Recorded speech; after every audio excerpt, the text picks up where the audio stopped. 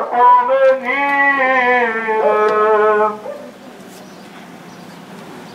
Și păi, Doamne, veșnică pomenire robului Tău, Duminic Mioara, încă ne rugăm, Doamne, pentru Hablea, și fă-le lor, Doamne, veșnică pomenire, veșnică pomenire, veșnică lor pomenire. Da, să jos aici lângă poarta asta. Stai aici, aici, aici, aici. S-a dus puterea mea, să știe toată lumea. Mi s-a dus puterea mea, să știe toată lumea.